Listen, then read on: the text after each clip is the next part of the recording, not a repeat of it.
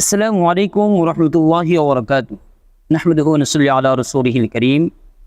আমরা আজকে সহিহ নিয়ত সম্পর্কে কোরআন কারীম থেকে এবং হাদিস শরীফ থেকে কিছু বিষয় জানার চেষ্টা করব ইনশাআল্লাহ।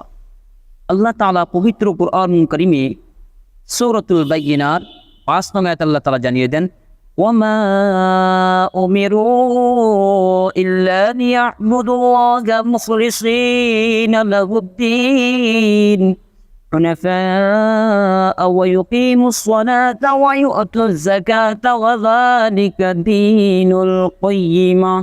আল্লাহ তাআলা পবিত্র কোরআন কারীমে জানিয়ে দেন তাদেরকে এছাড়া অন্য হুকুম দেওয়া হয়নি যে তারা যেন দিনকে আল্লাহর জন্য খালিস করে, একমুখী হয়ে আল্লাহর দাসত্ব করে এবং নামাজ কায়েম করে ও যাকাত আদায় করে। এছাড়া আল্লাহ তাআলা পবিত্র কোরআন কারীমে এই সহিহ নিয়ত সম্পর্কে সূরাতুল শুরা ২০ নং আয়াতে আল্লাহ তাআলা জানিয়ে দেন, মান কানা ইউরিদুল হারসাল আখিরাতি নাজিদ লাহু ফি হারসিহি ওয়া মান কানা ইউরিদু হারসাদ দুনিয়া নু'তিহি মিনহা ওয়া মা লাহু ফিল আখিরাতি মিন নসীব। অর্থাৎ আল্লাহ তাআলা জানিয়ে দেন যারা আখিরাতের চাষের জমি চায় আমি তার কৃষিভূমি বাড়িয়ে দেয়, আর যারা দুনিয়ার ক্ষেত ফসল চায় তাকে দুনিয়া থেকেই কিছু দিয়ে থাকি, কিন্তু আখিরাতে আর কোনো কিছুই হিস্সা নেই। শুধু তাই নয়, আল্লাহ তাআলা সহিহ নিয়ত সম্পর্কে আল্লাহ তাআলা আরো জানিয়ে দেন সূরাতুল বাকারা ২০৭ নং আয়াতে আল্লাহ তাআলা জানিয়ে দেন, ওয়া মিনান নাসি মান ইয়াশরি নাফসাহু বিতিগা মারদাতিল্লাহ আল্লাহু রাউফুম বিল ইবাদ।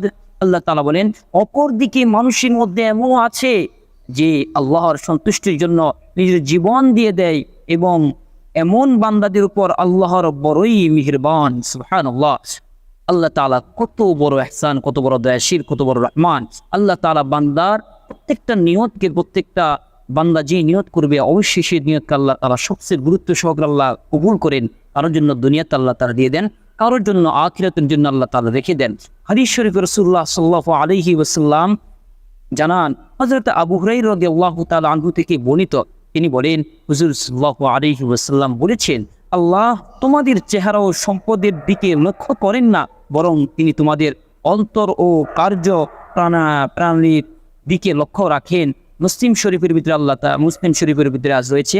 এছাড়া রাসূলুল্লাহ সাল্লাল্লাহু আলাইহি ওয়াসাল্লাম আরো ইরশাদ করেন, হযরত ওমর ইবনে খাত্তাব থেকে বর্ণিত, তিনি বলেন আমি হুজুর সাল্লাল্লাহু আলাইহি ওয়াসাল্লামকে বলতে শুনেছি, যাবতীয় কাজের ফলাফল নিয়তের উপর নির্ভর করে, আর প্রতিটি লোক পরকালে তাই পাবে যা সে নিয়ত করেছে। সুতরাং যে ব্যক্তি হিজরত করে দুনিয়ার দিকে তাকে অর্জন করার জন্য অথবা কোনো মহিলার দিকে তাকে বিয়ে করার জন্য, তাহলে সে তার হিজরত সেই উদ্দেশ্যেই গণ্য হবে। মুহতারাম হাজরিন, একটি বিষয় খুবই গুরুত্ব সহকারে বান্দা যে দিকে লক্ষ্য করবে, বান্দা যে দিকে খেয়াল করবে, যে দিকে নিয়ত করে সামনে অগ্রসর হবে, আল্লাহ তাকে ওখানে দিবে, ওই জায়গায় সে পাবে, সেটা হোক দুনিয়াতে হোক আখিরাতে। যদি আখিরাতের চিন্তা ফিকির থাকে যে আমি আখিরাতে চাই, সে দুনিয়াও পাবে, আখিরাতে পাবে। আর যদি কি দুনিয়া চাই, আল্লাহ তাকে দুনিয়াতে দিবে। আল্লাহ চাইলে দিতেও পারেন, নাও দিতে পারেন। মুহতারাম হাজরিন, এই জন্য আমরা বলবো আমরা প্রত্যেকে আখিরাতের কল্যাণকামী হব। আখিরাতকে যদি কে চাই তাহলে দুনিয়া আখিরাত পাবো। কে যদি আল্লাহকে ভালোবাসে, আল্লাহর সন্তুষ্টি চাই, আল্লাহকে সন্তুষ্টি করতে পারি, তাহলে দুনিয়া এবং আখিরাতের সকল কিছুই আমাদের জন্য এবং আমরাই পাবো ইনশাআল্লাহ।